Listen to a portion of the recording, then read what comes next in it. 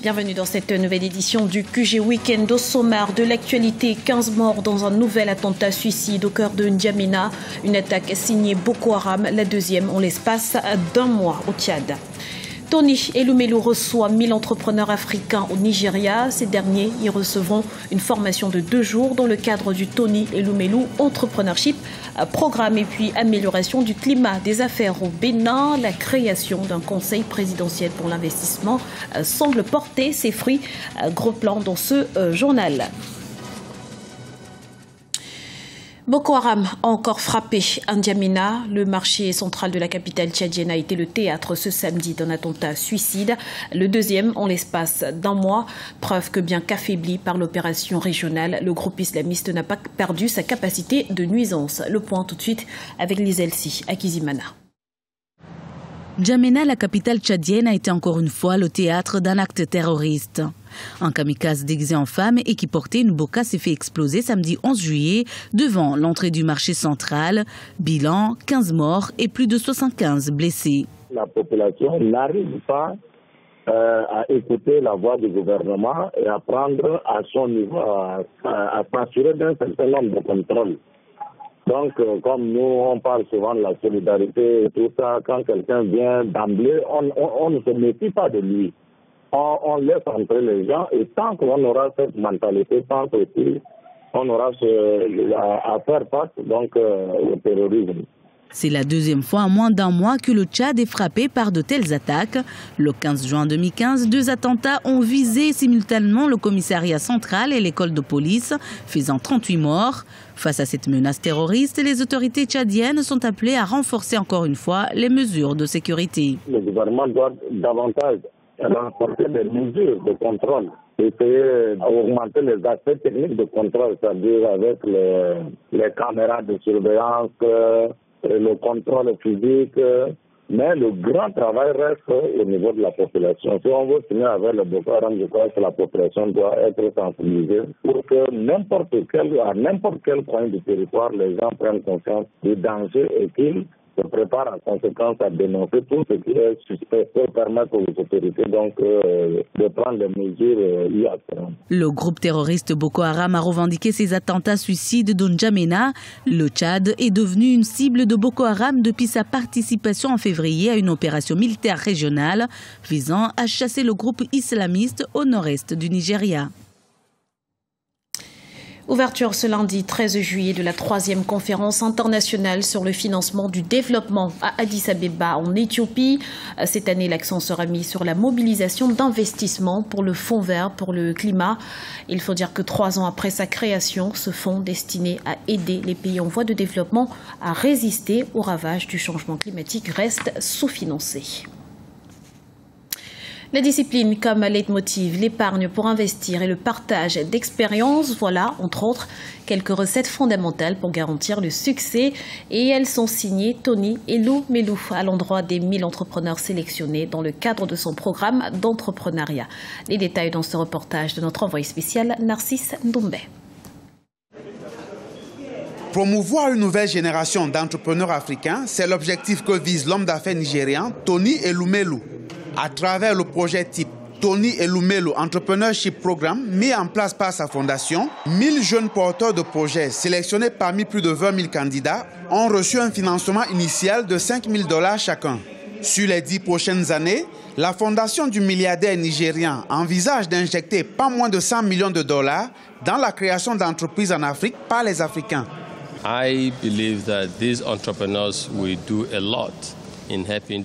Je suis persuadé que ces entrepreneurs contribueront énormément au développement du continent africain. L'entrepreneuriat est la clé du développement d'une nation moderne. Et l'Afrique récoltera les fruits du succès de ces entrepreneurs. Ce que vous avez vécu ce jour peut être considéré comme la renaissance dans ce 21e siècle à travers l'entrepreneuriat. S'adressant aux participants, le vice-président du Nigeria s'est appesanti sur les valeurs qui mènent au succès. Enterprise, commerce L'entreprise, à l'image de toute société humaine, ne peut tenir que si certaines valeurs morales sont prises en compte. Ces valeurs sont la discipline personnelle, l'esprit de partage, l'ardeur au travail et l'esprit d'innovation, l'intégrité, le remboursement des crédits, le respect des règles et des lois en vigueur, l'acquittement dans les délais des impôts et autres taxes. Pour les heureux bénéficiaires, ce financement de $5 000 reçus est une véritable rampe de lancement pour leurs activités. Ces $5 000 vont m'aider à créer vraiment le projet, car il était dans la partie idée. C'est monumental, mais surtout le plus important, c'est pour le message psychologique et mental que cela envoie aux jeunes Africains. Ça représente vraiment un grand investissement pour le début, quoi. On essaie pour créer d'emplois et puis essayer de développer le continent. Donc c'est un début que je n'espérais pas. $100 millions, c'est le plus grand geste philanthropique jamais réalisé en faveur des projets économiques africains, selon les analystes.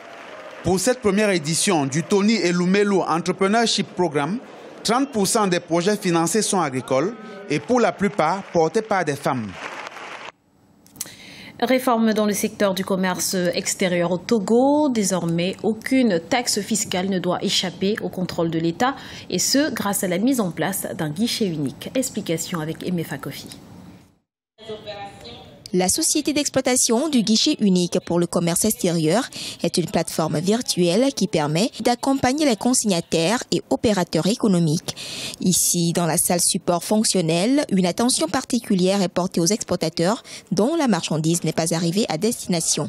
Grâce à l'informatisation du système, plus de marge désormais pour les faux frais qui constituent un manque à gagner considérable pour les recettes fiscales.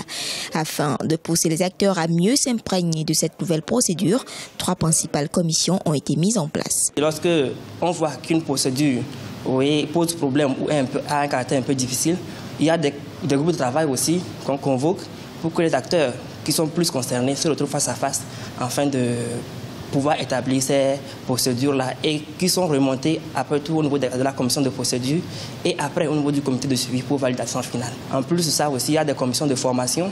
La société d'exploitation pour le commerce extérieur Ségus a fait ses preuves au port autonome de Lomé dans le domaine du commerce maritime. La phase terrestre a été donc lancée le jeudi 9 juillet 2015. Plusieurs postes frontières seront pris en compte dans les jours à venir. Prochaine étape, ça va être le poste frontière de Sanvikonji et enfin Saint-Cassé, pour ensuite finir avec Segbe-Nouépé. Nous sommes déjà en train de travailler sur les procédures de la phase aéroportuaire. Nous allons bientôt les discuter avec les différents usagers et on va pouvoir commencer le premier pilote et sa généralisation en novembre ou décembre prochain. Ces réformes qui s'opèrent dans le monde du commerce au Togo font la fierté de la ministre du Commerce, de la promotion du secteur privé et du tourisme, mais aussi des professionnels agréés en douane. Pour le transitaire, aujourd'hui, il peut travailler plus rapidement qu'avant. Ce qui veut dire que le transitaire peut gagner beaucoup sur les opérations du guichet de Ségus si, en théorie, ce qu'on nous a dit est mis en pratique sur le terrain. Avec le guichet unique pour le commerce extérieur, la durée des opérations douanières a été considérablement réduite. Elle est passée d'un peu plus de 2 semaines à environ 2 heures de temps. Désormais, tout s'effectue sur place avec la collaboration des institutions bancaires et de l'OTR, Office togolais des recettes. Dynamisation de l'environnement des affaires au Bénin. Il faut dire que depuis bientôt 9 ans, tout est mis en œuvre pour que la destination Bénin soit davantage plus facile, plus rapide et moins coûteuse pour les investisseurs. Les détails avec Idelette Bissou. Pour contribuer à l'amélioration du climat des affaires au Bénin, les autorités ont mis en place un programme de réforme. La création du CPI, le Conseil présidentiel pour l'investissement, s'inscrit dans le cadre de la promotion du dialogue entre le secteur privé et le gouvernement. Depuis sa création en 2006, plusieurs réformes ont vu le jour dans le pays. Toutes visent à faciliter les affaires aux opérateurs économiques désireux d'investir au Bénin. Les relations entre les réformes et l'investissement, ça prend du temps pour vraiment les mesurer. Mais on peut déjà dire que le rapport de CNUSED de l'année dernière, par exemple, indique que le Bénin, les investissements directs étrangers entrant au Bénin sont évalués à près de 320 millions de dollars. Donc ce qui est une avancée comparée à 282 millions de dollars en 2013. Le positionnement et les efforts que le gouvernement est en train de faire permettent d'attirer vraiment les investisseurs vers le pays. Les réformes, une implication aussi, c'est le nombre de créations d'entreprises que nous avons observé depuis que les réformes ont été mises en place. Le nombre a totalement augmenté de façon très significative. En 2014, les exportations nationales ont connu une hausse de 19,4%. Les importations ont aussi enregistré une croissance de 21,8% à la même période. Le coton représente 44% du total des exportations nationales et est le premier produit d'exportation en 2014. Même si le pays est sensible à la volatilité des prix, l'inflation a été maîtrisée en 2014. L'économie du Bénin, particulièrement dynamique en cette période, a atteint une croissance de 5,5% malgré la prédominance du secteur informel. Il faut noter aussi que notre économie est à 95% informelle. Effectivement, ces 3 dernières années, nous avons une moyenne de taux de croissance de 5,6%, qui n'est pas du tout mal, qui est bien, et nous continuons de faire des efforts pour pouvoir l'améliorer. Mais notre économie est à 95% informelle. C'est pourquoi les réformes, le programme de réforme mis en place par le gouvernement est de permettre à ceux qui exercent dans l'informel de passer au secteur formel. Les réformes ont permis au Bénin d'avoir une croissance soutenue. Cette croissance n'est pas toujours ressentie sur les populations qui se plaignent du faible pouvoir d'achat. Avec un taux de chômage des jeunes estimé à 14,3%, les autorités multiplient les stratégies pour davantage améliorer le quotidien des populations.